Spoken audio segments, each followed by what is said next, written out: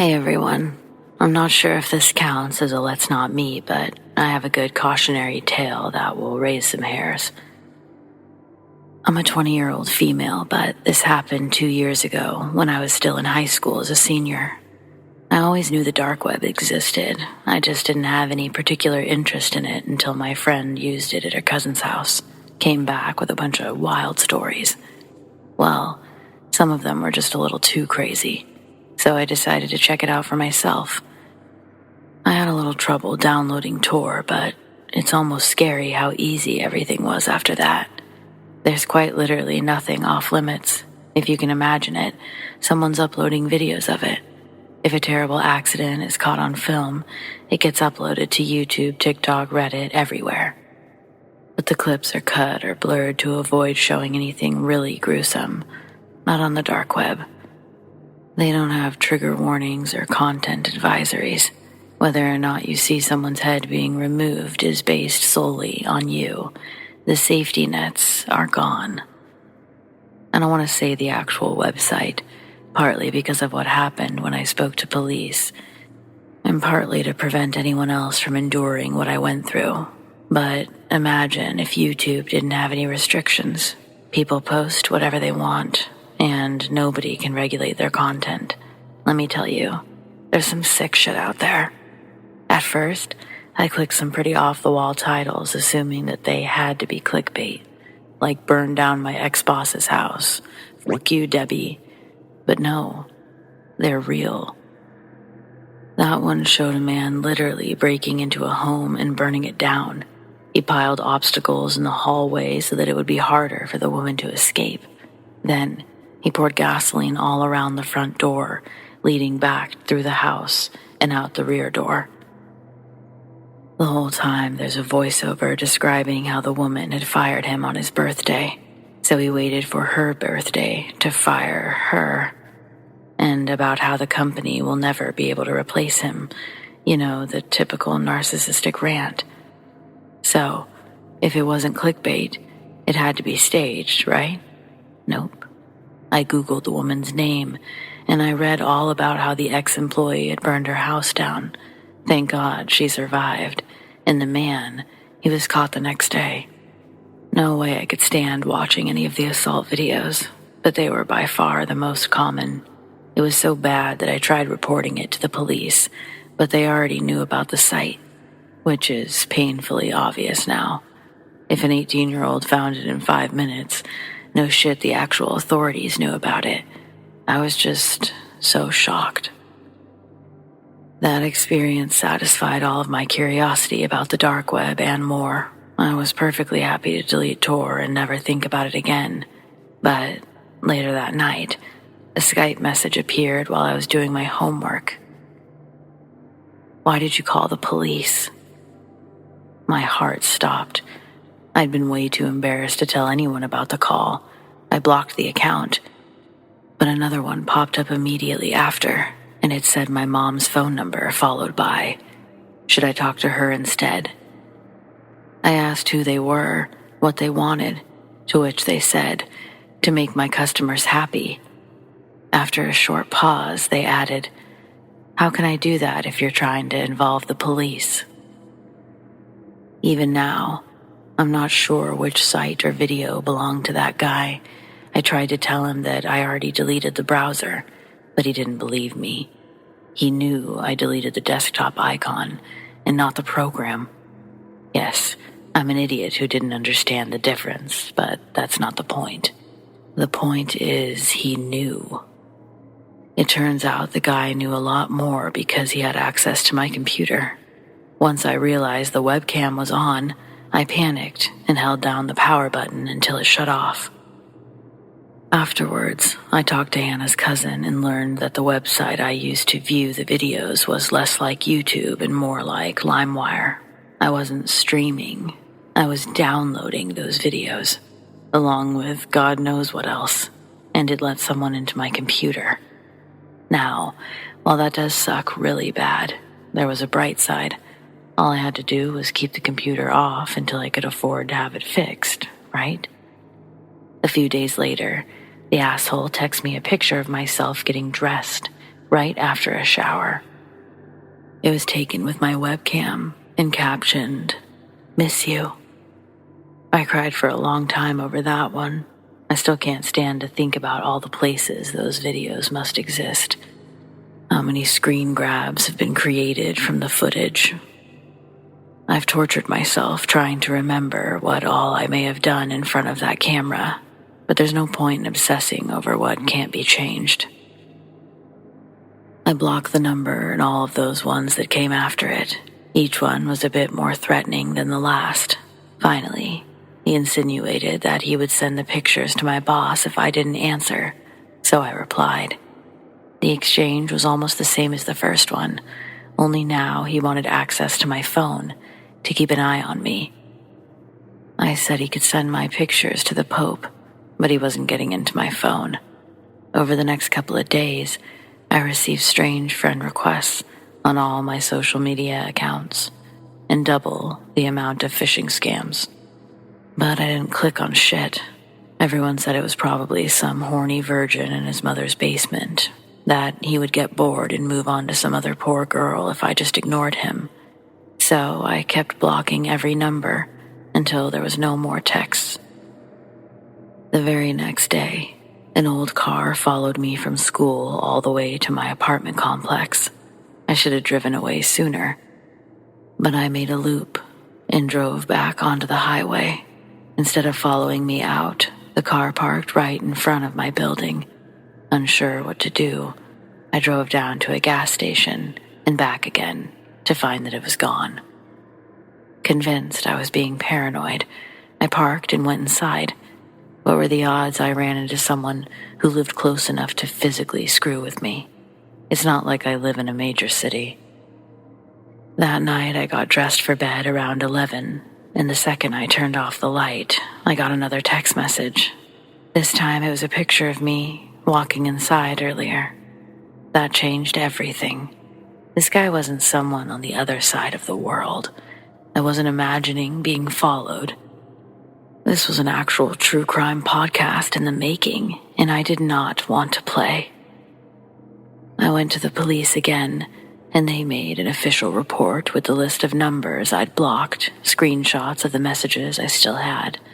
But there's nothing that they could do yet. Basically, something terrible had to happen before they could really get involved. But that brings me to the final encounter.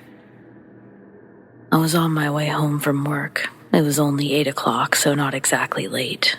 There's a long stretch of road that's pretty secluded, and people usually like to speed. It's a completely straight 2-lane, so it's really easy to pass if someone's going slow. But I was doing 60 when a pair of headlights came zooming up behind me. I actually braced myself because I thought they were going to rear-end me, but they slammed on their brakes at the last second. Once there was a little space between our cars, they sped up and slammed on the brakes again. I knew it had to be that guy. I wanted to call 911, but I was afraid to look away from the road for even a second. My vision was blurred with tears, but I couldn't pry either of my hands from the wheel. Halfway down the road, the car got behind me and accelerated once more. Only this time, it didn't stop. It smashed into my bumper and almost sent me into the guardrail. It was more luck than anything that I regained control before a collision. I was screaming bloody murder as the car slowed down. I knew that he was getting ready to hit me again, but I didn't know how to avoid the impact. When it came, it was even harder than the first one, and my car was sent spinning. When the world was still again, my vision was filled with blue flashing lights, and the guy's taillights were just visible as they rounded the corner at the end of the road. An officer came to my window while his partner spoke into her radio, but they didn't find the guy. I haven't heard from him since that night, but if those cops hadn't been trying to catch speeders, I don't think that I would have survived that encounter. Don't forget, all of that happened because I decided to fuck around on the dark web. Once. It's like the meth of the internet world.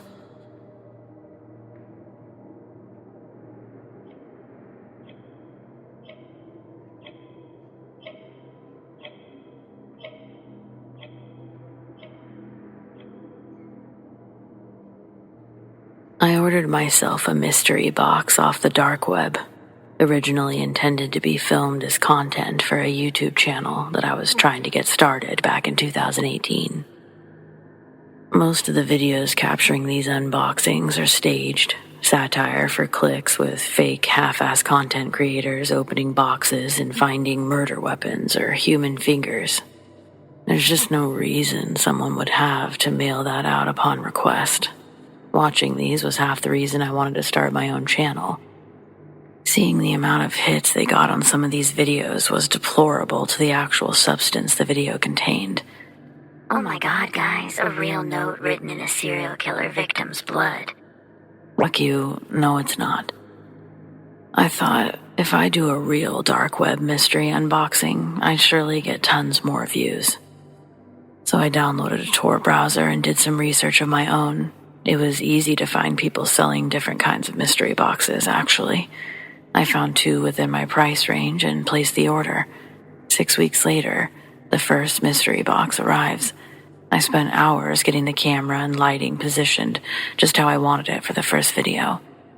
To make the experience as authentic as possible, I went live. I had enough hashtags to fill a book, and it was working because a few people had already gone into my live. Some people were showing up in anticipation for the big reveal. The box I put on the table for all to see was a medium-sized, unsuspecting cardboard box, about as big as a shoebox, but not a shoebox. It opened from the top. My heart was racing as I cut the tape with a small razor blade. I know there were only 5 or 6 other people watching at this moment, but it felt like a million people were waiting to be entertained. Make it or break it time. Whatever was inside this package, I prayed would go viral enough to launch me into YouTube stardom. I turned the box upside down, and the contents fell onto my kitchen table for all to see. What fell out was a black flash drive, a small plastic machine someone in the chat would identify as a card skimmer, and 2 white pieces of paper with 20 different bank card numbers and their adjoining information. After the viewer told me what a skimmer was, I quickly put the pieces together as to what I'd illegally purchased from the dark web, and now I'd put it on display for the whole world to see, my crime of stupidity. I quickly turned off the live stream feed and tried to delete the video from my channel before I had people showing up at my door. Luckily, the couple of people who were watching didn't care enough to report what they'd seen. 2 more weeks would pass before I'd receive the second package. That would be 8 weeks total, waiting for this mystery box to show up. By the time it got there, I'd already kind of forgotten about ordering 2.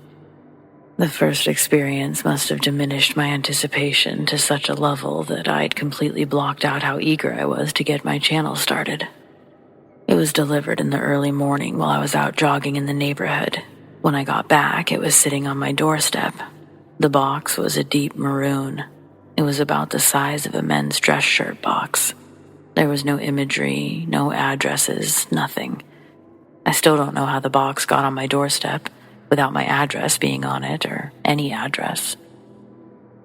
I brought it inside, feeling a sense of resentment, remembering I had impulsively spent money on this mystery box idea. Instead of going directly live this time, I decided to open it up first. If there was anything worth setting the camera up for, I'd just fake it. On the kitchen table, I slowly opened the maroon lid and looked inside. The shallow box is mostly filled with packing peanuts, and they spill all over the floor when I put my hands in to feel around. The mess continued to grow until my fingers ran across a VHS tape. I pulled it out. The maroon box would be empty besides the remaining packing peanuts left inside. I didn't have a VHS player. That meant I'd have to go find one in order to see what was on the video, in order to figure out if I'd had anything for my channel, or if I truly did waste $200. I was up early, and the sun still hadn't risen that morning, so I had to wait hours before a pawn shop opened and I could buy a VHS player. It would be early afternoon before I'd actually get to pop the tape in and watch it. I click the play button, and the screen illuminates a glowing black. Scan lines jitter randomly on the screen, until the first image of the film replaces the black. The quality is poor, and the scan lines still roll up and down, pushing the picture on the screen, but I immediately knew the location being shown on my TV. I'd seen this place before, in small clips the news broadcasted years ago. Grainy security footage of an American high school cafeteria. Then the video would change to another scene of tragedy. Horror films via security cameras, low-resolution cell phone videos and webcams, they all began flashing in front of me in a looping compilation, as if I'm watching them all happen at once. The video lasted under 2 minutes, but to this day, I can recall every disgusting frame on the reel. When the video was over, the tape stopped, and I was truly upset inside. The inhumanity got me to actually cry. When my nerves settled, I was able to think about it in retrospect. What was I expecting to receive from the dark web? If anything, I should have been grateful for my findings. What was on the video was footage easily found on one of those rotten.com websites that were up on the internet in the 90s. If you had an older brother or a friend with an older brother in the late 90s, early 2000s, you were definitely shown the classic Scar Me for Life video clips. The tapes were those, but a whole bunch of different situations. Some I could identify, some I couldn't. All equally as gory and heart-sinking as the one before. But still, more of what I realistically expected when making the purchase. Unfortunately, it was a little too extreme for what I was hoping for, so I broke the tape and tossed it in the garbage. I was never going to watch it again, and I didn't want it sitting around on my movie shelf. And it for sure wasn't getting uploaded online. 2 days later, another maroon box showed up on my doorstep. I'm confused, and again the box is absent of any address or identification of any kind. Inside, it's another VHS tape. As much as I don't want to, I find myself pushing the tape in and pressing play on the machine. Once again, quick scenes of death and carnage skipped around on the screen. I dove over and pressed stop on the player. I ejected the tape and repeated what I did to the first one. At first, I didn't know what I was looking at.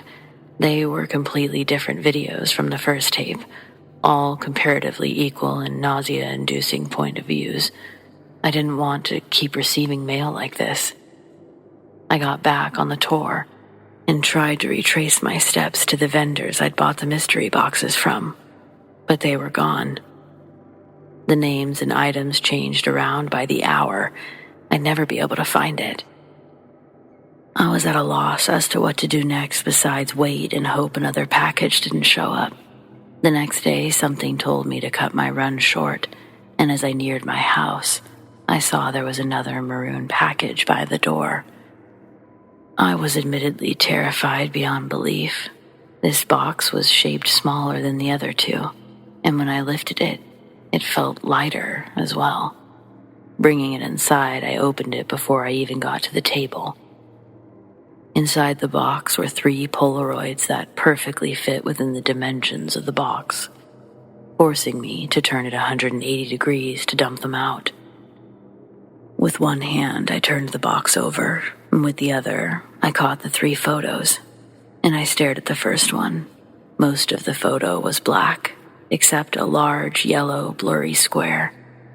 I couldn't make out what it was. I set the box down and flipped to the next Polaroid. This one was further away, still dark and barely visible as to what the photo shows, but the same yellow square sits in the center. The yellow square is smaller this time, but I begin to see that it's the window of a house. The pictures are taken from the outside looking into an illuminated home. The last photo was the most clear, and the one that will haunt me forever. The Polaroid was of me somewhere on one of my morning jogs. I don't know when it was taken. I don't know how it was taken without my knowledge, but it was clearly me, and my hands are on my knees and hunched over, catching my breath. They must have been on my left when they took this picture. I obviously deleted anything that had to do with the Tor browser, and I stopped jogging after that day. I never received another Ramoon package after that. I've always been curious if they stopped delivering because they knew I was staying home. I stayed inside and out of view for over a week until I had to physically go out and get groceries or I'd starve to death. I used up all my sick time and vacation time with that catatonic dread. Honestly, I still feel really lucky that nothing worse happened. But I guess this would just be my warning to anyone who's thinking about using the dark web. Just don't.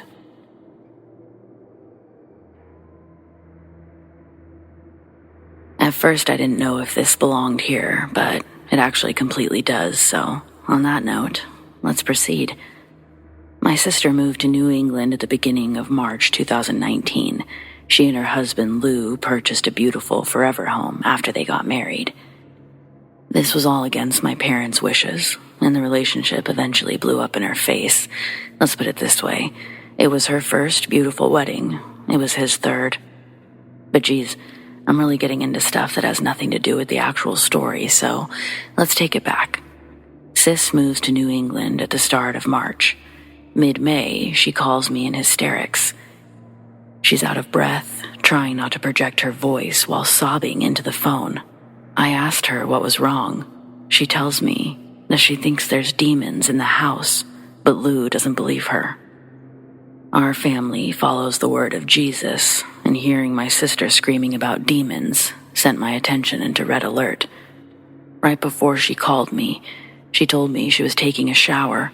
Lou's out of town, so when she saw a silhouette standing on the other side of the matte glass shower door, she screamed. She almost slipped. When she caught herself, she looked back towards the door. The silhouette was gone. But before that, she says that stuff around their house had gone missing, or stuff would end up in a completely different place from where they last put it. My sister is extremely OCD, and so she immediately noticed the oddities around the house, but she kept them to herself for the most part.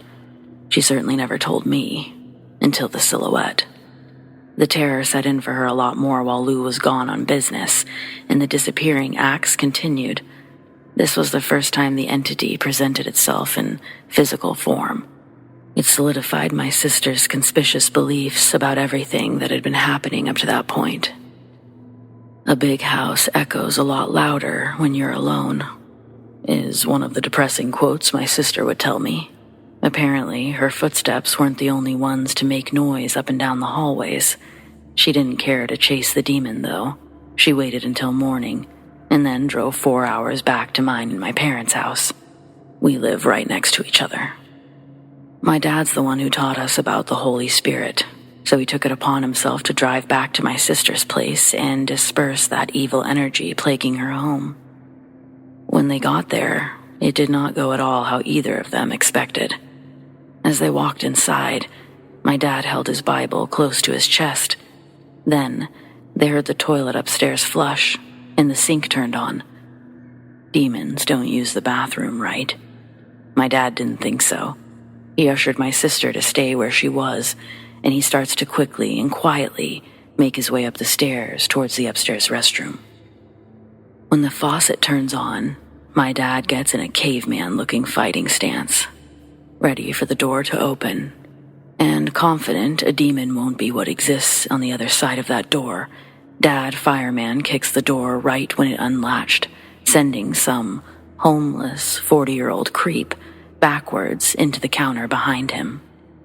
Before the guy can get up, my dad gives him an old-school ass-whooping, mainly to make sure that he didn't get away before the cops got there. My sister called the cops, and they came to pick the creep up. Another cop comes to look around. They discover that he's been living in the attic since before they moved in. How was this missed by the inspection? Well, obvious answer is that they cut corners. And I guess that's the downside of having these things done while you're out of state. You gotta have a lot of trust in companies, which are just people that you don't know. The police also later alluded to the fact that the man likely suffered from schizophrenia. After the cops would leave, my dad would do some more digging. He found a makeshift tunnel that was hidden, even little passageways that this guy had built for himself in the attic that connected through the walls of the house, all stemming from their attic. They also found most of their missing stuff, aside from jewelry. The guy had also kept a butcher knife up there. Less than 3 months later, we'd all find out that Lou was cheating on my sister with a coworker. My sister ended up moving in with my family for a couple of months before she ended up in a new place of her own, and this time, we all went to the inspection, which I highly recommend if you're in a position of buying a home. You trust your inspector, or better yet, get a second opinion if you can't view it yourself.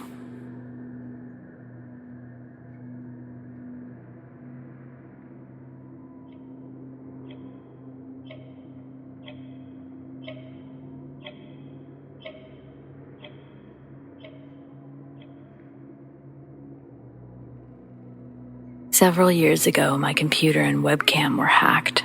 I'm not great with technology or malicious malware for that matter, so I don't quite understand how they did it, but I know how it happened.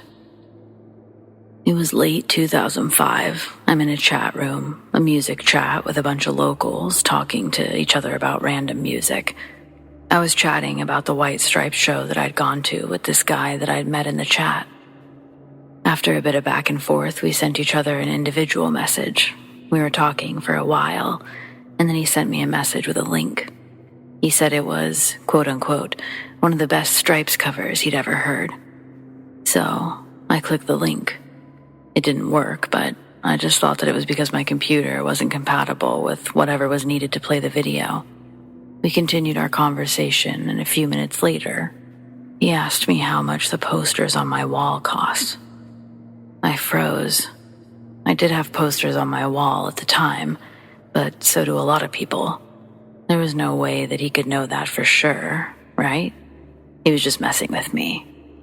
What do you mean? I asked. The Radiohead poster. That one's really cool. Where'd you get that from?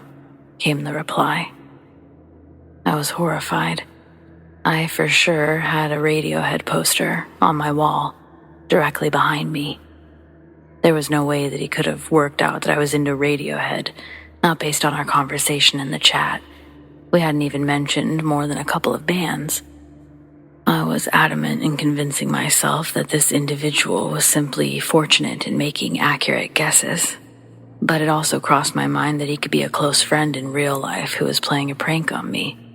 So I typed back, "Don't know what you mean, man. The only poster I've got is a Resident Evil one." I didn't really have one, but I wanted him to accept that he was unsuccessful in trying to scare me. He responded, "Huh, really? Weird. I see the Radiohead poster, and I can see what looks like a Modest Mouse poster, but I don't see Resident Evil." I was stunned. He was totally right. I had both of those posters behind me. This had to be one of my friends. I was pretty sure that it was my friend Jesse. He's the only one that would do this kind of thing, pranks and stuff like that. He knew that I would go into this chat sometimes. Plus, he'd been to my place more than a few times, so he would definitely know what my room looked like. I called Jesse. It went straight to voicemail. I began leaving a voicemail telling him that I knew it was him when I saw that this guy was typing in the chat. I saw 3 words. "I'm not Jesse." This was insane. It was honestly horrifying. He had access to my webcam and my microphone. I was shocked. I basically threw myself on the floor and dove to the outlet where everything was plugged in. I was carelessly ripping out every plug there was, computer, charger, whatever. The computer had turned off. I dashed into my room, threw my duvet cover over the computer after unplugging the microphone. I dashed to the corner of my room and I just huddled there, completely unsure what the fuck to do next. What I came to realize, or I guess became paranoid about, was if he was able to get my webcam, my microphone so easily, did that mean that he could somehow get a GPS on where my computer was therefore exactly where I lived in the city. It was all overwhelming, and maybe it was me overreacting, but at the time, I was terrified. I then got up, dashed to every window, locked it, double-locked the front door, even went as far as putting heavy things in front of the front door. Eventually, I phoned one of my friends and asked if I could stay at their house. They agreed. As I hung up, I felt a little better, but I knew I needed to call my uncle, who was really good with computers. He would know what to do. He arranged for my computer to be debugged the next day. He assured me that the guy couldn't find out exactly where I lived, that I wasn't in any danger. I didn't press him on how he knew this or why I should believe it. I just accepted it, because anything else was honestly too terrifying to think about. But, he was right. I ended up being perfectly fine. My computer was repaired. I stayed at my friend's house for a couple of days before reluctantly going home, looking over my shoulder constantly, of course. The shop had put this privacy thing over my webcam, but I was honestly still so paranoid that it itself was some sort of device. I removed it. I just went with good old-fashioned tape. It was a good lesson on online safety. It's stuff that's just known now, obviously, but for anyone who doesn't know, don't click strange links or links from people you don't know. You never know what their intentions are.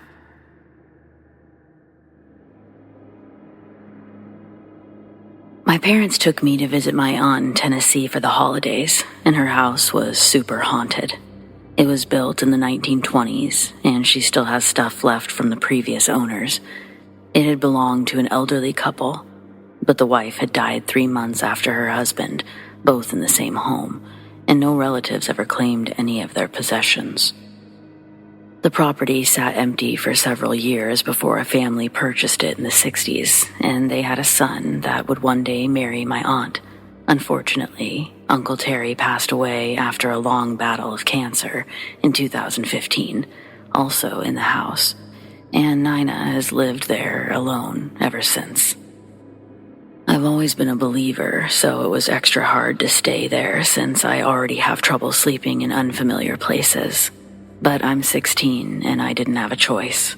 We were only staying for 3 nights, so I probably sound like a petulant child. But this was the longest 3 days of my life. The house has a really weird layout that I probably can't describe without a floor plan. But everyone else was on one end while I was on the other, and they had 2 bathrooms closer to them than the one by me. There was no reason for them to come anywhere near my room during the night, yet I woke up to a shadowy figure standing in the doorway, even though I'd closed the door before bed. I tried to scream, but no sound came out. I've never shaken so badly as when I tried unlocking my phone, but when I got the flashlight on, the figure was gone. It was so cold that I could see my breath. I thought the heater went out, but I was too afraid to check. I kept imagining a hand shooting out from under the bed to grab my ankle, and I just couldn't move. When morning finally came, I went to breakfast looking as tired as I felt. I told my family everything that happened. It was the most terrifying moment of my life, and they laughed. They thought it was cute. Nina said the ghosts make it cold, but they're harmless, and I should ignore them. I don't understand how someone just ignores a shadowy menace figure watching them sleep. But I could see they didn't care. On the second night, I was watching Netflix in my room when I realized how late it was getting. I hadn't brushed my teeth or gotten any water yet, and I didn't want to be moving through that dark house after everyone else was asleep. When I made it to the bathroom, the downstairs light was still on, but everything was pitch black when I came out. I wanted to skip the water, but my throat went bone dry just because it knew I didn't want to go downstairs. My aunt's tap water is a dirty brown color, so drinking from the faucet was out of the question. Finally, I choked down my fear and ran straight for the stairs where just enough moonlight streamed through the windows to reveal a hunched shadow figure standing at the top of the stairs. I barely kept from screaming. but a soft gasp escaped as a burst of cold air rushed past me. I guess it heard me because its head whipped around and the figure rushed towards me. It felt like being punched in the gut, and I ended up shivering on the floor for several minutes. Water completely forgotten, I ended up crawling most of the way back to my room. It was another long, mostly sleepless night. But I got through it knowing I only had one more. This time I kept the encounter to myself, but my parents said that the TV in their room turned off and on throughout the night. They found the ghost shenanigans far less funny when it interrupted their sleep, but I kept my mouth shut. My aunt said that one day she came home to find every chair in the dining room knocked over, and the lights were randomly flickering. Yet she told the story like she was sharing a funny anecdote. If I hadn't witnessed so many things firsthand, I would have assumed she was going senile because some were just that extreme. But something is clearly in that house, and despite what she wants to believe, it's not friendly. I only had one other encounter with it, and it almost broke my neck. I got through the entire last night without incident, and I was so excited to be leaving the next day. All that morning, I was packing stuff up, loading it into the car to hurry us on our way. I know that makes it sound like I was being careless and tripped, but I wasn't. I slowed down on the stairs, knowing full well we'd be staying longer if I broke my leg. Yet, while I was carrying my mom's bag downstairs, a cold hand of steel swiped my ankle, and I tumbled down the last 4 or 5 steps, damn near breaking more than my leg. At least that was one incident nobody laughed at. My aunt said, they rarely try to hurt anyone, and speculated I must have made it angry. Regardless of the hows and whys, I was just grateful to have that house in the rearview mirror. I love my aunt, but if I never see that place again, it'll be too soon. So yeah, that's my scariest experience with ghosts.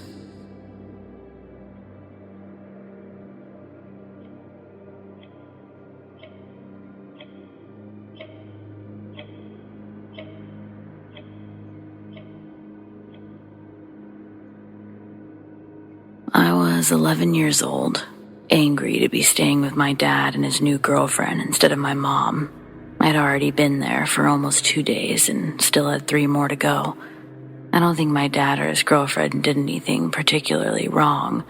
The house was just boring, and I wasn't interested in socializing with them. They were all lovey-dovey to the max. I just felt like I was in the way. I spent most of the time sitting in my room, staring at the wall, since I didn't have a TV in there, and I didn't want to bother sitting with them, watching MASH or something else I couldn't stand. One evening, while sitting in my room, I see someone walk by my window. They looked to be about my age, a girl. Holy crap, I could have a friend. Immediately, I dove towards the window, and I opened it wide enough before sticking my head out. I wanted to see if the girl was still there. She should have been, but she wasn't. I walked into the living room and I asked my dad, "Who's the girl that's walking around outside?" They both looked at me confused, and my dad asked, "What girl?" I explained what I saw. My dad sort of scoffed. Of course he didn't believe me. That's what I was thinking. But instead he sat there, almost deep in thought, as his girlfriend said that if there was a girl out there, we better check it out, because the brush was rough right there. She said it would just lead her to a bunch of blackberry bushes and stuff that she shouldn't be messing with.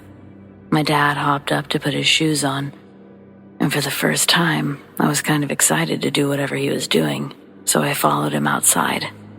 I pointed out where I'd seen her start from and the direction she walked. Sure enough, as we walked the path, it was essentially a dead end. You could only get to the backyard by using the path on the other side of the house. My dad sort of threw his hands up, and I was like, "I don't know, Dad. Maybe she walked back this way, and I didn't see it because I was talking to you." He stood there a minute, and he asked me, "What did this girl look like? About your age?" I told him, "Yeah, about my age. Brownish hair, some sort of jean coat shirt thing. I couldn't see anything below her shoulders. She was too short, or so was I. He didn't really react to what I said, but I could tell that for whatever reason, he was really thinking about it. Then he finally speaks up, telling me that's strange, referring to what I had seen. So I just repeated that she probably turned around and left. But he told me that's not why it was strange. It was strange because they know the neighbors. They aren't incredibly close by, and no one has kids. He tells me he's pretty sure he's seen the same little girl right when he and his girlfriend first moved into the place. It's what sort of drew him to determine if the neighbors had any kids, especially any my age. I asked where he'd seen her, and he said it was right outside my window. She was walking in the same direction, and just like this time, he wasn't able to find anyone. That is weird, I remember thinking. Then I asked him, so what is she, like a ghost or what? He sort of laughed, but I saw him entertain the idea. He for sure didn't dismiss it. We walked back inside, and he and I never spoke about it again. But I wasn't so eager to go home anymore. For the rest of that week, I had a new mission: see this ghost girl again. I practically sat at the window. When I wasn't there, I was sitting outside doing nothing but guarding that same area outside my window. I even asked my dad if he had a camera. We didn't have camera phones back then. But he said that he didn't know, that he didn't think he had one. But I found a disposable one in one of the drawers in the garage. I figured it still had 6 photos left, so I would use those to capture a picture of the girl, and then I would just take the camera home with me. However, my efforts proved fruitless.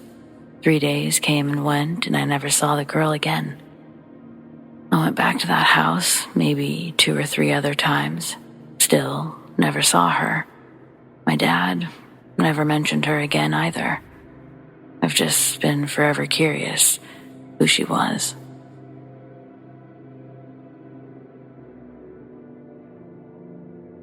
Mountain Dew saved me a pretty traumatic memory that my cousin wasn't lucky enough to avoid. When I was around 8 to 10 years old, I'd spend a few weekends out of the summer at my Uncle Tony's. My cousin Christopher and I were around the same age, and Tony would take us fishing the morning after I arrived. I always really looked forward to this weekend, and it wouldn't be uncommon for me to already be awake as Tony came downstairs to make us breakfast before leaving. To wake us up fast, he gave us Mountain Dew. At the crack of dawn, it would get us all jazzed up on caffeine. I especially like Mountain Dew, so it's safe to say I had a bit more than I probably should have. The lake we fished at was a little over an hour away. At the halfway point, there's this rest area we stop at for coffee and cookies. Tony's made it a tradition, and this time I'm extra eager because the Mountain Dew I'd consumed had filled my bladder to emergency status. When we pulled into the rest stop parking lot, Tony and I got out to use the facilities. Christopher stayed in the truck playing his Sega Game Gear. He had his headphones plugged into the aux cable and was completely immersed in whatever he was playing. He's using a portable car charger that's plugged into the cigarette lighter. Tony leaves the car running for him so as not to kill the Game Gear's charge. We were going to be quick. I was already running for the bathrooms. Tony, probably being more concerned about creeps in the bathroom than creeps in the parking lot, takes off in a light jog behind me. In our defense, we were fast. The truck was physically out of sight for a maximum 3 minutes. And there was also a large wooden rowboat strapped to the back of it. Uncle Tony and I are walking back from the bathrooms. The parking lots are directly in front of us, but we're headed towards the coffee and cookies, which is diagonal to where we parked.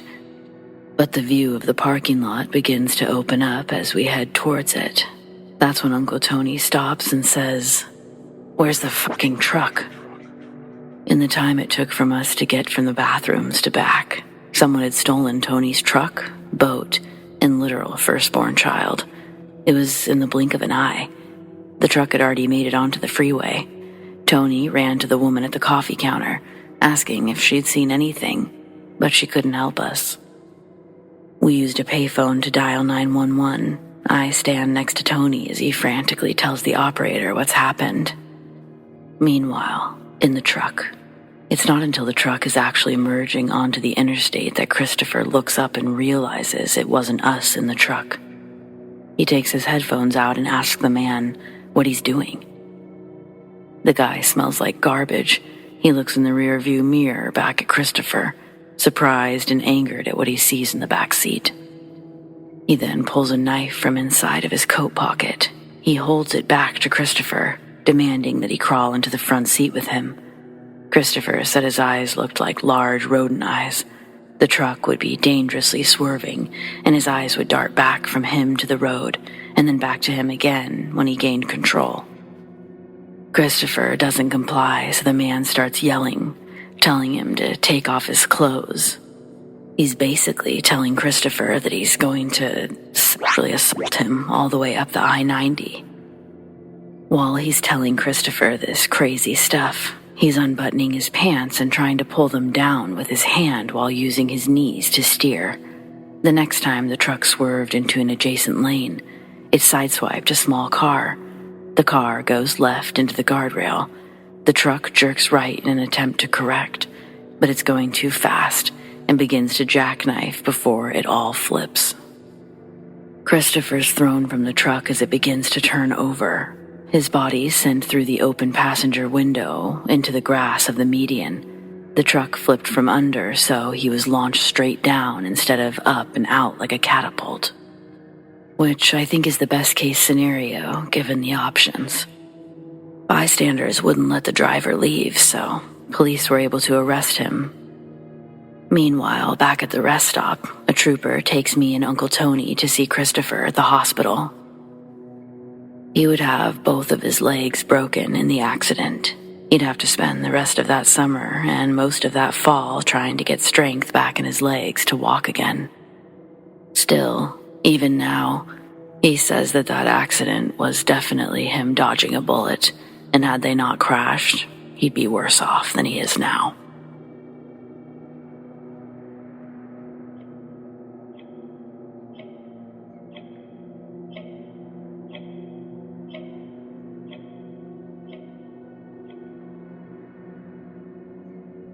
So thanks to TikTok's Kia challenge, almost everyone knows exactly how easy it is to steal my car. If you're one of those few who still hasn't seen it, like I was, then allow me to enlighten you.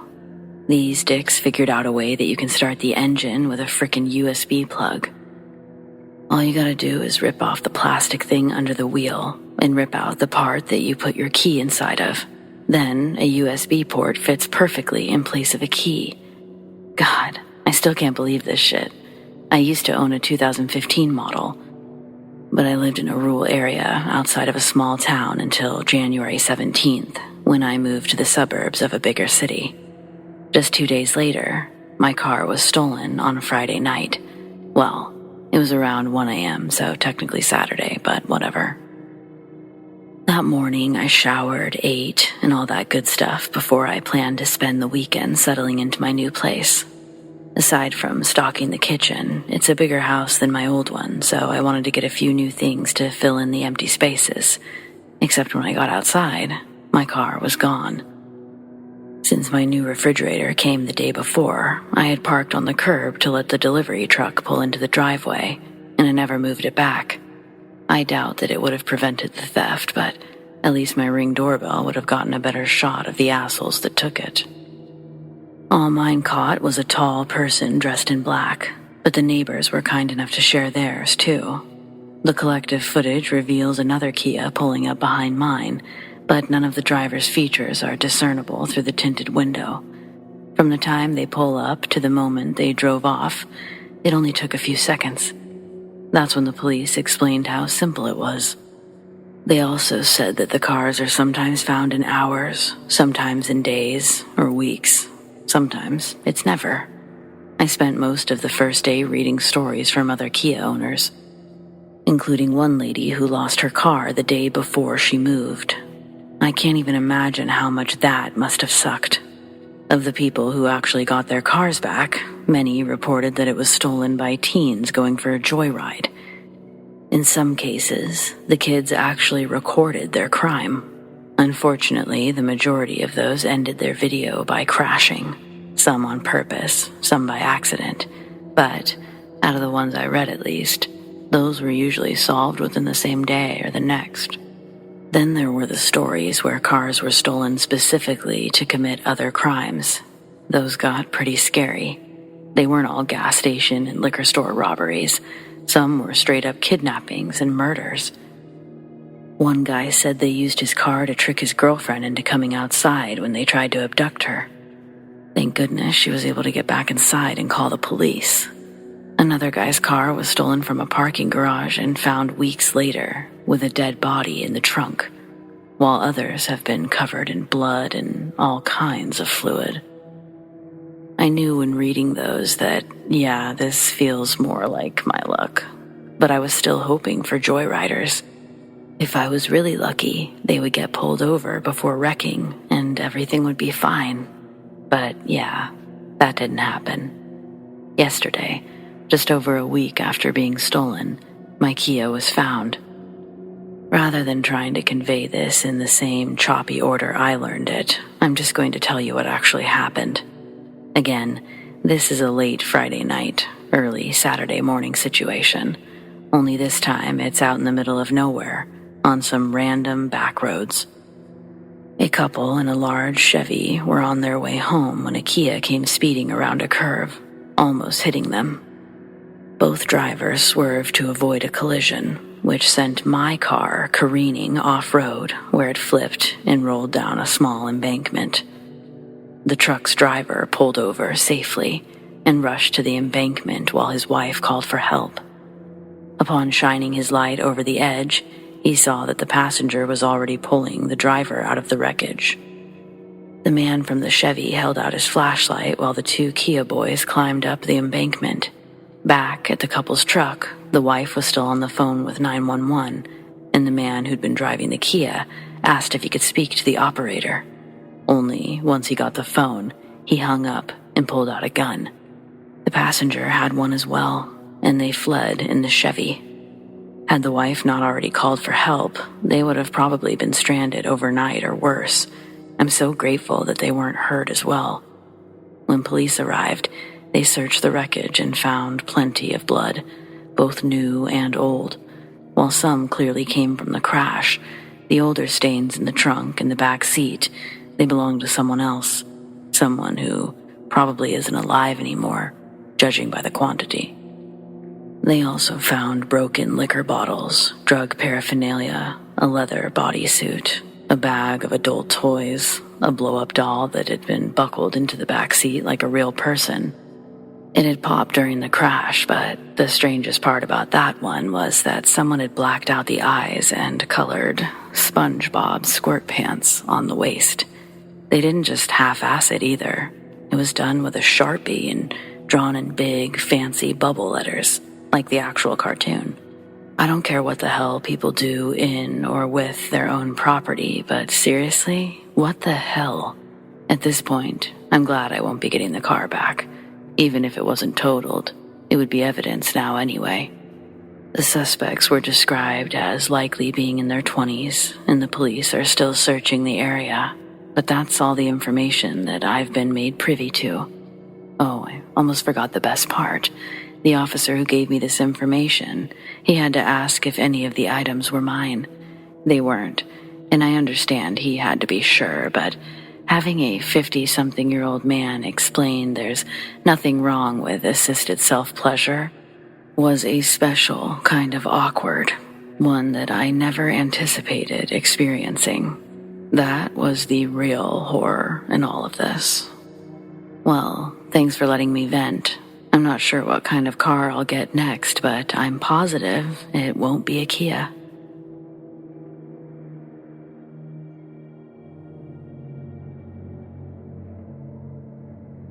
This is a real-life experience. I was spending a summer with my dad after I finished kindergarten before starting first grade. We lived in a double-wide trailer out in the sticks on a gravel back road. The type of area where you had some woods to play in or head across the street to the recently harvested cornfield to play kickball or tag or some other childhood game. My dad and I lived with my dad's brother and his wife, as well as their 2 daughters. My cousins were a little older than me, about 4 years or so. We decided to play hide and seek one evening in the woods behind the trailer. So many spots to hide, laying down behind a fallen tree, ducking in a riverbed. Heck, if you were really crafty, you could pick a tree and climb it until you could see the whole area. We're on like round 3 when my eldest cousin said, "Is that an abandoned trailer?" When we all regrouped, and me and her sister both shot glances in the direction of her stare, and sure enough, there it was. But it didn't look that old. Just had that standard moss on the sides and dirt buildup that you'd expect a trailer in the woods to have. We sat there and stared at it for a second, until my eldest piped up again and said, "You guys want to check it out?" To which me and her sister, both young and eager to venture and rebel, quickly said yes. We get up right next to it, and we can see through the kitchen window, and it's definitely abandoned. But it's weird. Everything is so dusty and disorganized, but not trashed or ransacked. Just kind of like an unorganized clutter. We got to the front door, and oddly enough, it was unlocked. So we get inside, and the amount of dust in the air is so thick that you can feel it when you breathe, like trying to breathe through a t-shirt. We get to looking around, and there's so much cool stuff. An antique rotary phone, engraved wooden cooking utensils, old glass maple syrup decanters, etc. This place was like it was preserved in the 50s or 60s. We made our way back to the master bedroom, and it was so eerie. An old, freshly made bed with a heavy-duty wooden frame, a vanity with various perfumes, makeup items. There was even a small jewelry box, one of those ones with a ballerina in it. We started looking in the closet, and I see this old wedding dress preserved in clear plastic wrap. But it was weird because it looked like it had less dust on it than the other things. That's when a cold chill ran straight up my back and made every hair stand. I turned to my cousins and said, "I think we should leave now." And they agreed, but my oldest cousin grabbed the jewelry box and said, "Finders keepers," and took off with it. I wasn't going to fight her about it because I was younger and smaller and really just wanted to get out. As we're walking out, we noticed one of those old candlesticks with a light bulb in it that was on the table lit up, like someone turned on a switch, but there was no way that this place had electricity. Immediately, we're all spooked, and we run out the door. As we're running away, we look back through the kitchen window again, and all we see is what looked like a silhouette of a very frail old lady with visibly frizzy hair. It was so dark, no features could be seen. My cousin still has the jewelry box to this day, and that still freaks me out. That's the end of this one, but I look forward to hearing yours as well.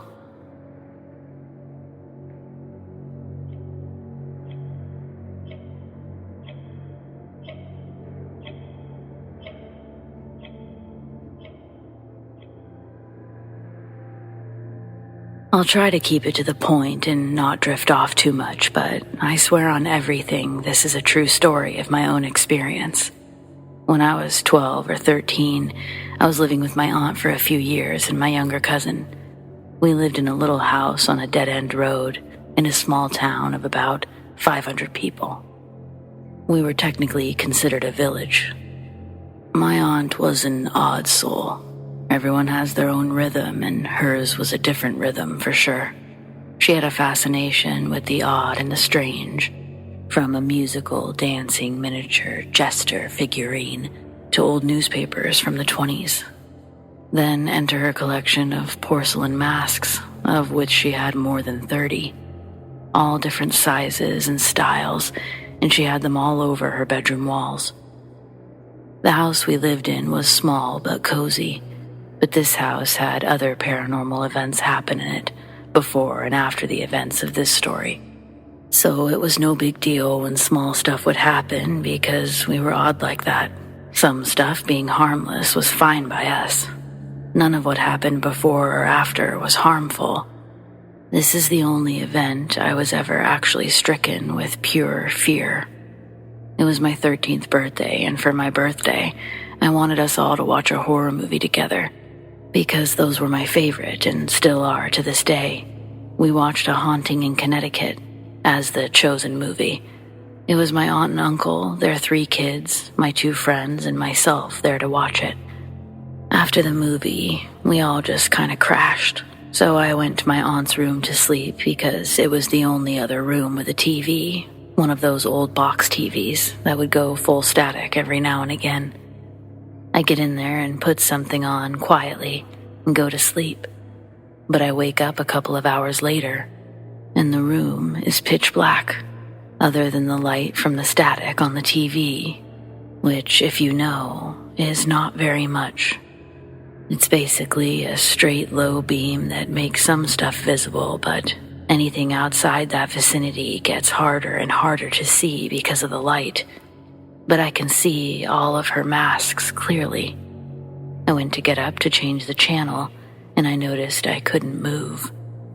It was like some sort of sleep paralysis. My eyes could move, but my body could not. So I just laid there, briefly trying to wait for my body to realize and wake up or move, when I heard a sound like someone tapping their nails on the closet door. Just a little 4 taps. I'm sure that we all do this when we're bored, but it caught my attention, and I fixed my eyes on the closet door waiting to hear it again. Within about a minute, I had glanced at the wall that the closet was on, at my aunt's masks, when I noticed one was missing, and I knew because it was the one that I'd gotten her for Mother's Day. I did a double take because I knew where it always was. I didn't pay too much attention to it until I looked back at the TV and could barely see the mask that was missing off the wall, now hardly out of light, but still slightly visible behind the TV. I knew it was the mask by the little pink flower pattern on the left cheek. At first, I thought my aunt had moved it, but no longer than I had had that thought, the mask started to raise very, very slowly. It rose to the ceiling, slowly made its way directly over my face in the bed, where it stayed for a couple of seconds, before slowly descending to what felt like right over my face. I tried to close my eyes, but it didn't help. I could feel it looking at me, and could practically see it doing it with my eyes closed. Then, out of nowhere, the pressure lifted, and I heard the mask break from falling. It fell directly about where it originally had hung, by the closet. I laid there practically in tears, not able to do anything about it. Then it sounded like someone shaking the bedroom door as hard as possible, trying to get in, but it wasn't locked. My aunt and uncle woke up to the sound of the door shaking, came to see what they thought I was doing, until they got in front of the door, and it swung open on its own. As soon as the door opened, it was like my body woke up. I sat up and screamed as loud as possible and pushed to the corner in the bed, crying. That's when I told them what happened. They knew by the way I was acting that I wasn't kidding, and they would have probably doubted it a bit had it not been for the door opening on its own. But that's the end of this one. I have many more, but not like this.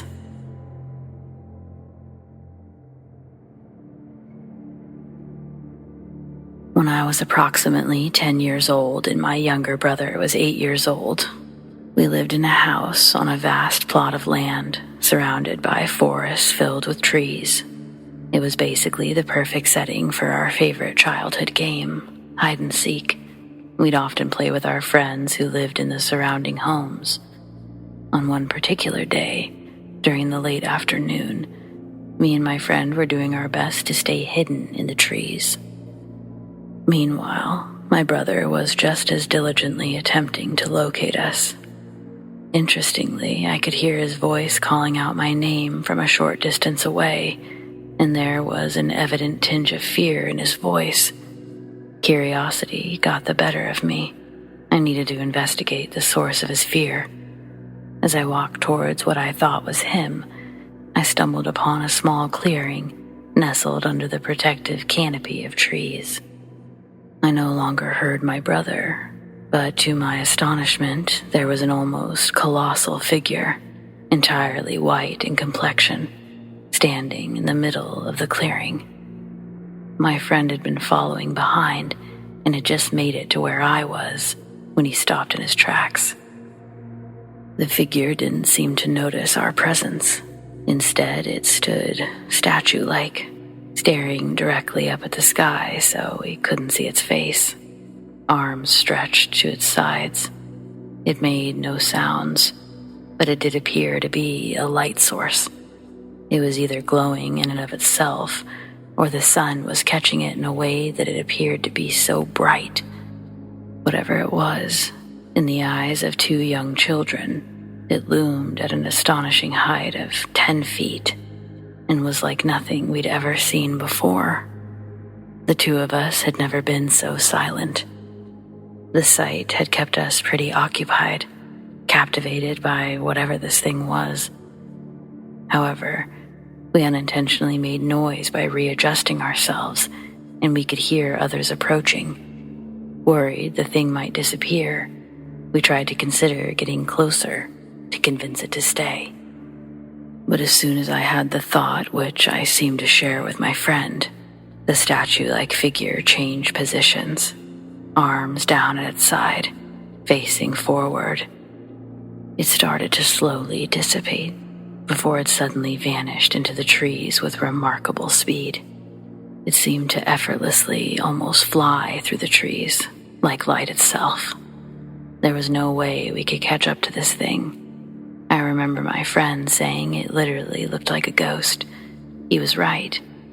It wasn't bound to this earth by any of the same things we were. Naturally, we were quite shaken and excited by the occurrence, so we did what most kids would do, hurried indoors and told our parents. However, they were skeptical.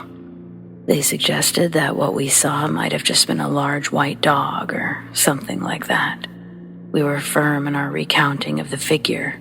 We were firm that it was not a dog. In detail, we described the towering figure the best we could, how it was emitting a white glow, how it simply vanished into thin air. Still, a white dog was the best they could come up with. Nevertheless, to this day, I'm certain that we did indeed witness something. We felt no fear when we laid eyes on it, but we never encountered it again. We contemplated the possibility that it could have been a spirit from one of the numerous vehicles or homes we discovered on our property. But truth be told, who knows for sure?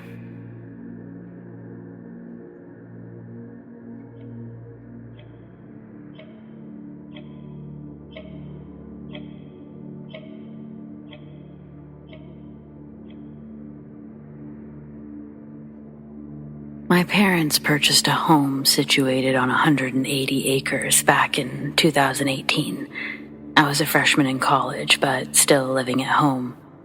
Although the house itself isn't that old, built in the 1960s, it apparently came with some history. Not one that I know much about, unfortunately, but my family has had enough experiences there to understand there's a certain energy. My sister believes to this day that the house is haunted, and I'm actually inclined to believe her, but I don't necessarily know if it's malevolent. It's been a while since I've lived at home, but I remember the first events and anything I've been told pretty clearly. My family has all but adjusted to this home, and so we don't really discuss it being haunted or whatever anymore. That was the request of my mother, though I think it was on behalf of my sister. However, I'm going to share those first experiences here because I think that you'll agree that they track as unusual. My younger sister Monica was practicing the piano. She became increasingly frustrated with a challenging piece. According to her, during a brief break in her playing, she heard a voice whispering from behind. The voice said, "Keep going." It was quite literally encouraging her. She was startled, so she turned around, horrified, when she saw a frail, elderly woman dressed in all black, comfortably seated in a lounge chair. She, of course, didn't recognize the woman, and as such, Monica let out a piercing scream while hurriedly calling for my parents. By the time they came to check it out, the apparent woman had vanished. Barely a week later, Monica was taking a shower in our parents' bathroom when she happened to catch a glimpse of herself in the mirror. She saw the unmistakable outline of a woman dressed in black, just as before. Her face was concealed by the fog. Even still, Monica sprinted out of the bathroom, completely nude, and encountered our parents' startled guests. This fact alone further convinced me that she was not making up these encounters. I almost felt bad for doubting her. Either way, I felt bad for her. Hell, I even went as far as making fun of her when it came to the piano incident. But not after this one. Then fast forward to our Thanksgiving celebration. While we're enjoying our first Thanksgiving meal in this home, the inexplicable unfolded. The china cabinets, which sat directly behind my sister, every item in them and in our dining room, began to violently tremble. I looked around at everyone's faces, and we shared the same expression of horror. Except Monica. She was in tears, now hiding under the dining room table. Everyone else stayed put, not saying a word. Almost as soon as it had all started, it stopped. My parents claimed it was likely an earthquake, though I never believed that story. You can Google those kinds of things, and there were certainly no earthquakes near Bozeman, Thanksgiving 2018. The final blow I really remember occurred sometime after Christmas 2018, signifying a point that finally convinced those who doubted, aka my father. He possesses to this day a beloved leather chair in which he habitually sits day after day. It's positioned near a window, and my mother typically opens it to let in some fresh air. She'd done so on this night just before an inevitable small snowstorm. Concerned about his prized chair getting wet, my father explicitly asked my mother not to open the window while the chair was nearby, as it would ultimately ruin his chair.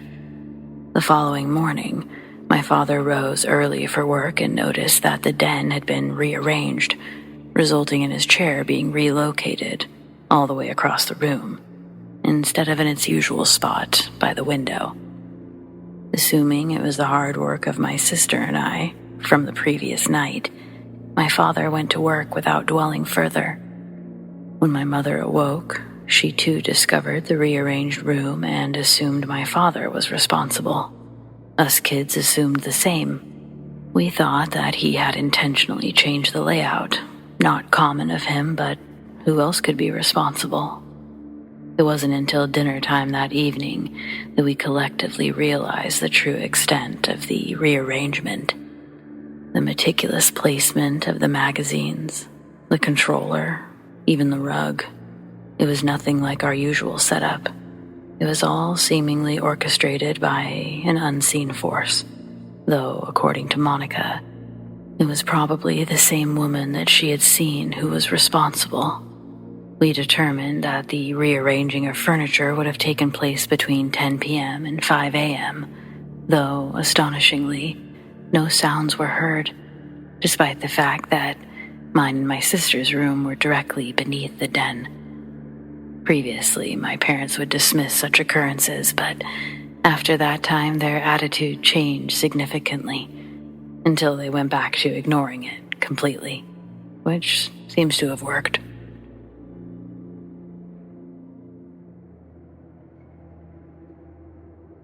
This is a story that happened back in 2015, and it still freaks me out to this day.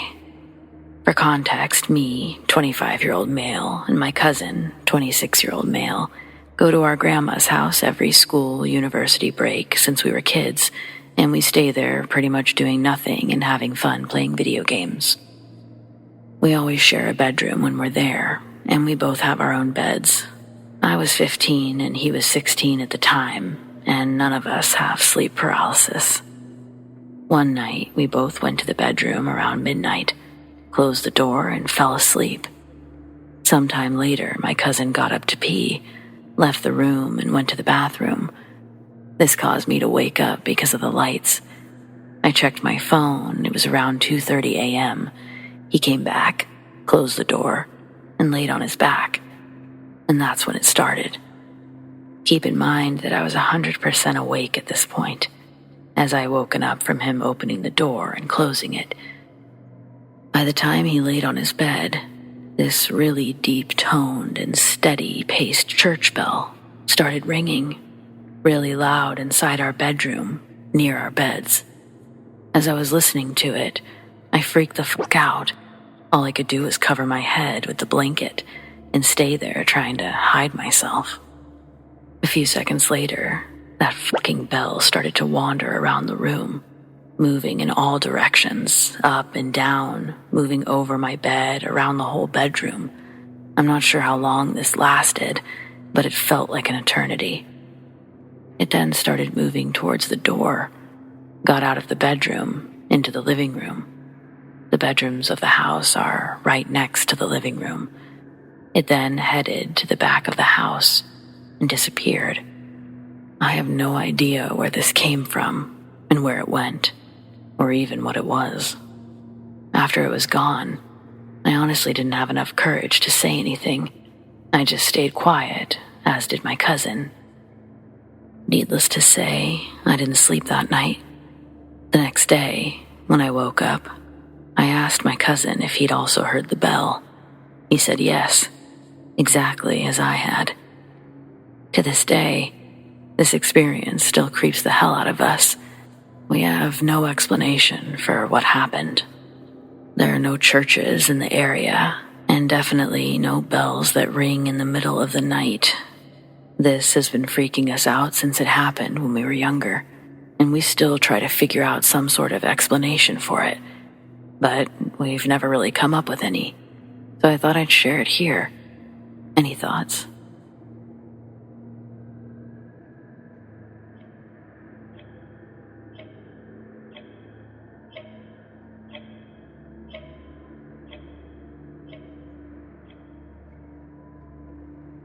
I just recently moved out of a house that I'd lived in for about 6 years.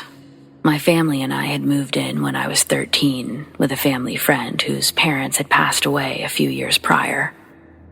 Not much really happened there, other than the usual seeing things out of the corner of your eyes and such, but nothing too memorable. The way the house was laid out, you were able to see down the hallway past the gallery kitchen near the back door, where a half bath was and the washer and dryer hookups. You could see all this from the living room.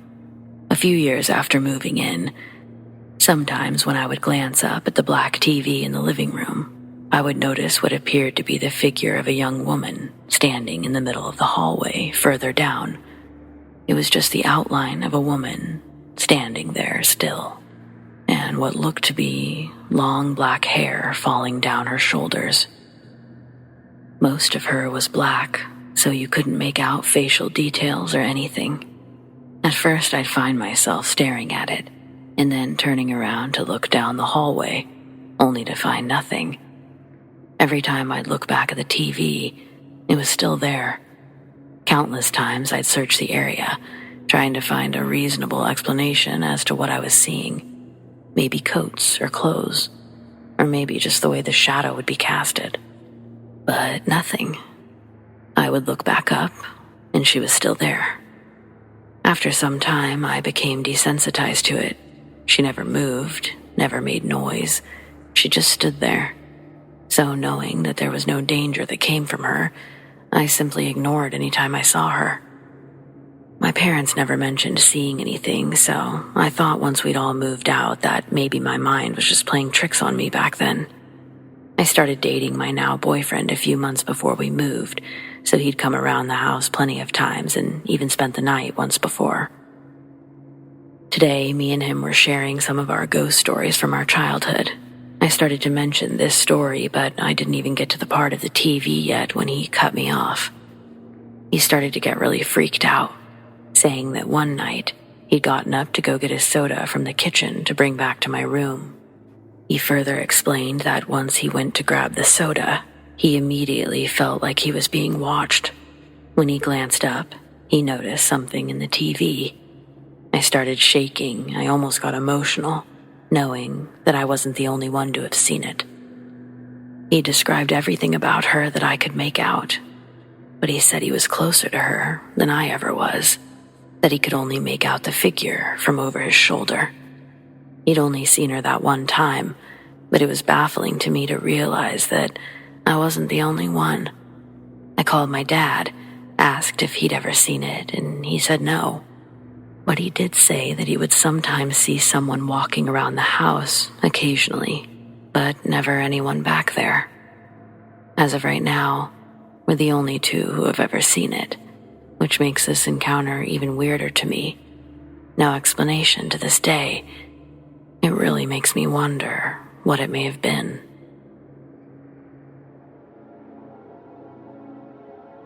On Valentine's Day several years ago, I went on a date with a guy that I was set up with by a coworker. He said he needed to stop by his apartment to change as he'd been at work all day, so I went with him. And after we got inside his apartment, he tried to kiss and fondle me. I pushed him away, but he wasn't having it, and continued by pushing me into his bedroom and onto his bed. I resisted and tried my best to push him away, but thought to myself I was not going to be strong enough to prevent this guy from, well, I was crazy scared and felt totally helpless. Just as he ripped the front of my blouse open, his roommate came in and, seeing what was happening, punched this guy in the face a few times and yelled at him to get back, which he did, luckily. The roommate took my hand and led me out of the apartment, told me this guy had been a problem before, and would I like a ride home? I said yes, actually taking another chance, but I was so traumatized all I wanted to do was get away from there. It turned out all right. This guy was really nice and saved me. I told him how grateful I was. He said he was going to report this guy, as it had happened several times while he was his roommate. Well, about 2 weeks later, I was invited to a party close to where I lived. I felt like someone was following me there, but I brushed it off as just a coincidence. Perhaps the person was even going to the same party. A couple hours later, I left the party and started driving the 2 miles home, and I noticed this large car, the one that I'd seen on the way to the party, following me. Once I took a good look, I realized it was the guy who had tried to rape me earlier. I drove as fast as I could to get away from him, not going home as I didn't want him to know where I lived. I sped onto the freeway and off again and ended up racing around the residential track trying to lose this guy. Finally, a police car puts his sirens on and the guy speeds off. The police pulled me over and I'm shaking like a leaf, asking why they didn't pursue the guy that was chasing me. They said they wanted to make sure I was okay, but I was pretty mad they didn't try to nail the guy. Luckily, he didn't know where I lived, and I never saw him again. But twice, I was so close to being hurt or worse. It taught me a good lesson.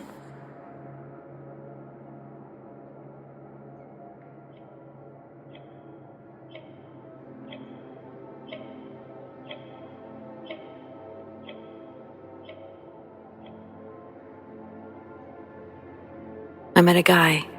He seemed super charismatic, and after talking for a while, I agreed to go on a date with him. It was our first date, and it was Valentine's Day.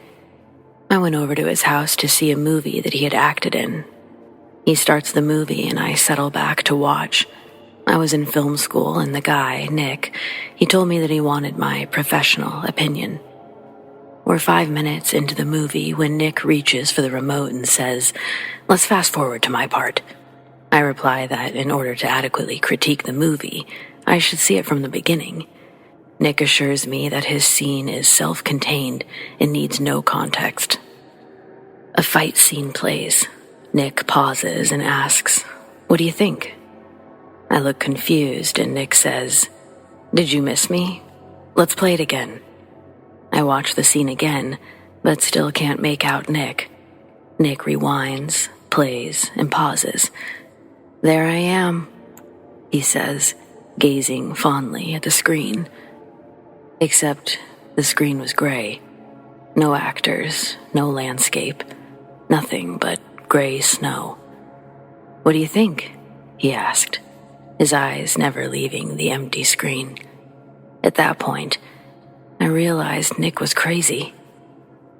"That's great," I said, "but look at the time. Time sure flies when you're having fun." Nick was still staring at the screen with a strange little smile. I stood up. Nick stood up, now not smiling. "You're not going anywhere," Nick said. It's funny how fear works. I've found that in times of danger, adrenaline supersedes fear.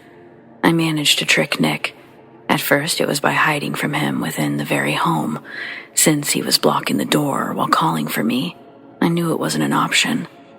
Instead, I made my way from room to room, finally the master bedroom, which connected to a bathroom with a separate entrance. I sat in that room for almost an hour, and I knew Nick hadn't moved from his position at the front door. Then, after some time, I decided that I would just make some noise. He would have to investigate, and once he did, I'd run out the other entrance of the bathroom, and after more than an hour of suspense, I was finally able to escape Nick in that very way. Turns out it wasn't even Nick's place. He'd taken me to a house of someone that he'd ripped off in a drug deal. I'm very wary now of going to a guy's home unless I know him extremely well. I want to start this off by saying that I'm a skeptic. I don't believe anything I haven't seen a scientific explanation for, and I even thought hypnotism was a scam until I got to know a hypnotist, and I saw it work for real. I typically rationalize anything which cannot be explained by referring to nebulous explanations based on chance reflections of parallel universes. However, even though the episode I'm about to relate happened over 25 years ago, it's still very clear in my memory. I was 18 at the time. I'd recently acquired a full driver's license, and I'd borrowed my father's car, taken a few friends to a pub out in the countryside for a couple of quiet drinks on a Saturday night. After the pub closed, which it did after 10:30 p.m. in those days, we drove to a nearby town in search of a snack.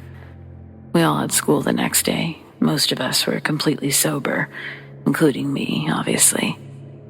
Being fairly late, the town was deserted and the only place open was McDonald's. They were also about to close, so we got some burgers and sat down at the window. There weren't really any other customers in there, and the staff were starting their final sweep around, ready to make a sharp exit as soon as it got to be 11 p.m. We had only just sat down when an elderly woman appeared at the table next to us. She didn't look quite put together nor scruffy. She didn't look homeless, but her clothes seemed somewhat old or worn. She immediately engaged all of us in conversation, which started off innocent and friendly, but rapidly became quite personal.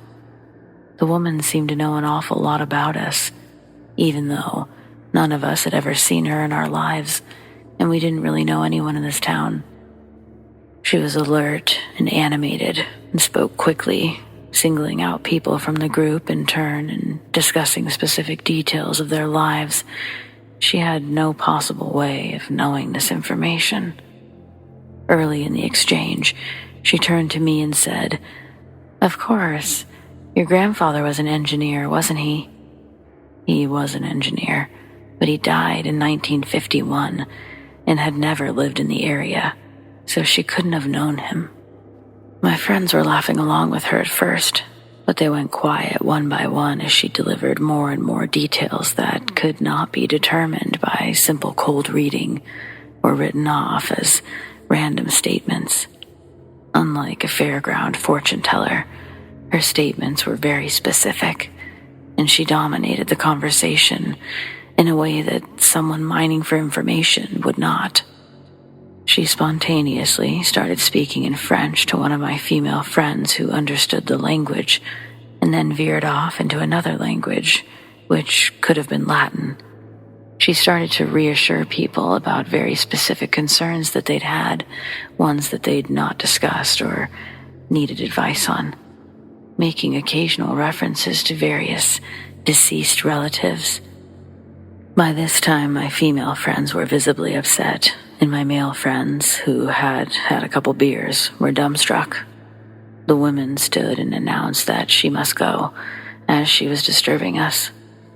She headed for the door, and as it was now late and the staff were looking like they wanted to go home, we stood up and followed her out of the restaurant. And here's the punchline. I was no more than a few paces behind her as she went through the first 2 doors leading onto the street. The exit was on the corner of the building and opened onto the intersection of 2 shopping streets. There were no other doorways, alleyways, or streets, none that could conceal anyone near the exit. But when I got outside, the woman had disappeared. All there were 2 completely empty streets. No cars, no pedestrians. Just shops closed for the night. Every time I've been back there since, I stood there and wondered where she could have gone. We had a 15-minute journey home in the car, and there were floods of tears. Everyone was hysterical. I guess you had to be there, but it was scary in a deeply unsettling way.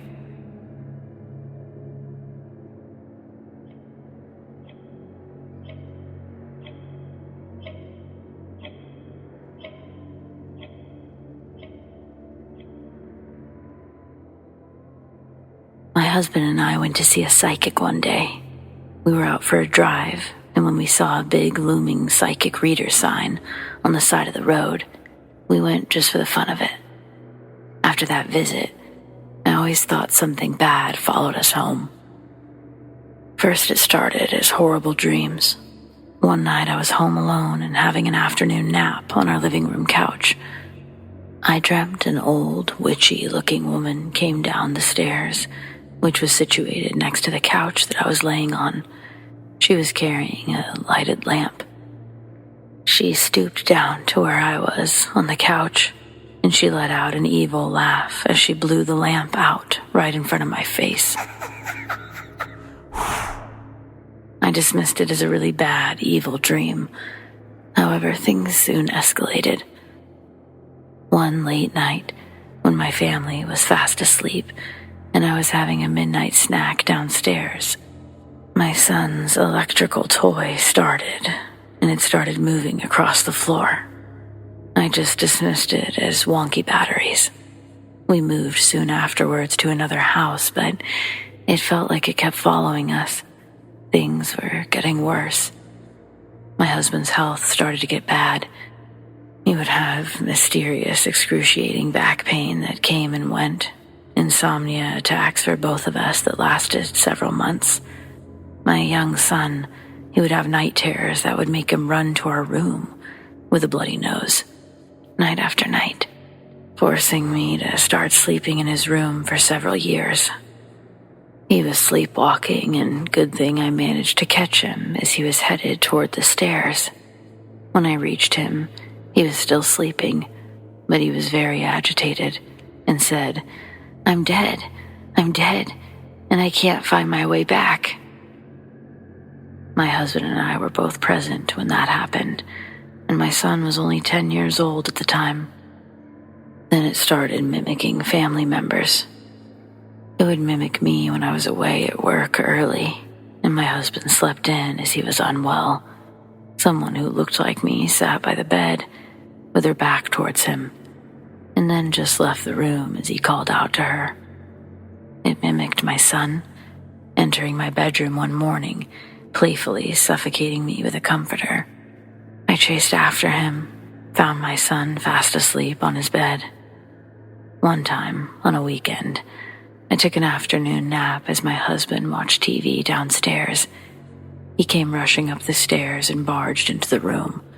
When I asked him why, he said he heard me calling out, screaming, a blood-curdling scream. He got worried. Apparently, my son, who was in his room, heard it too. I never screamed. Once we confirmed it wasn't our neighbors, we didn't really know what to do, so we just brushed it off. This thing would lock doors daily with no explanation, and we would have to pry them open with a screwdriver. It would make fire alarms go off randomly. There was a room upstairs that we use for guests, in which my mother-in-law uses when she comes to visit. It felt like an epicenter of ghostly activity. If you walk past it, you would feel like someone is chasing after you. By the way, my mother-in-law stayed in that room for 6 months while visiting us, and when she left, she got diagnosed with oral cancer, and she's a health freak. I'm not saying it doesn't happen, but it's odd. One time, I slipped down the stairs and hurt my back as I walked past that room. Another time, I brought a wrought iron St. Michael's medallion home. I wore it while sleeping as a bracelet one day. When I was racked by an irrational fear and I couldn't sleep, I fell asleep, and towards the morning, I removed the bracelet and kept it under my pillow. When I woke up the next morning and looked under the pillow, it was all in pieces. A very strange thing to occur, as it was welded together with no open links. One night I was using my iPad before bed, and then I kept it on the side table just before sleeping. The next day, I found it on the far corner of the room, face up as if someone had put it there neatly. We called a Catholic priest twice to bless the house. It didn't go away quickly, but daily prayer and playing holy music, it worked. We've been living in the house for 6 years now, and it finally feels like a normal house. I just saw the strangest thing happen. Thankfully, my husband was driving, so he saw it too. Clear as day. He and I were driving home from the store. We live at a pretty high elevation, and it's been snowing off and on. It's coming down as I'm writing this, but it was only sprinkling lightly while we were driving home. Some accumulation on the grass, things like that. There's a small gravel road behind the grocery store that wraps around to the main street. I was sitting in the passenger seat. We're both looking straight out the window. The winds had been consistently moving the small flakes around, but in front of us it looks like a focused breeze is swirling a pile of snow. It begins to gather and take the shape of a person walking towards the car. I quietly stared at it in complete disbelief. I thought my eyes had possibly deceived me by mixing the snow on the windshield with the background, but then my husband points to exactly where I'm staring and says, "What's going on over there?" We're about 20 yards away and already driving extra slow. I hate using this as a reference, but I literally can't think of another way to describe what we were watching, other than it looked like when Thanos does that snap thing and turns everyone to dust. It was like that, but reversed, and pure white snow. It was a fully formed, thin, human-shaped figure by the time we approached it. Then, all the snow separated again and fell straight down, just before it reached my passenger window. We were both dumbstruck. My husband never lost pace with the 10 miles per hour speed limit on the road. A little further down, we saw another person forming. This one was walking at an angle in a different direction, further down the road. We watched again as gusts of wind blew the snowflakes around to create another human shape, but unique to the first one we saw. This one was taller, had broad shoulders. Then, like the first one, after a few seconds of exiting, becoming whole and walking a short distance. The wind scattered the flakes around, back to the grass. We didn't feel threatened or any impending doom. Uneasy, yes, and maybe if more started collecting around us, my account would be different, but mostly I was like, what the hell is happening over here? I'm a bit angry I had to witness something my mind couldn't process. Does snow stick to ghosts? Could this be paranormal? Because me and my husband, both hands down without a doubt, saw two different figures form and disappear in the snow. I can't wait for summer.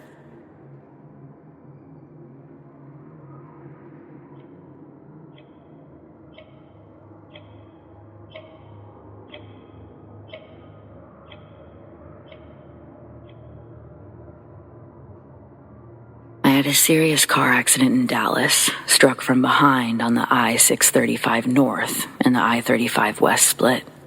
The car in front of me came to a dead stop, while the traffic was 8 lanes full of cars doing 75 miles an hour.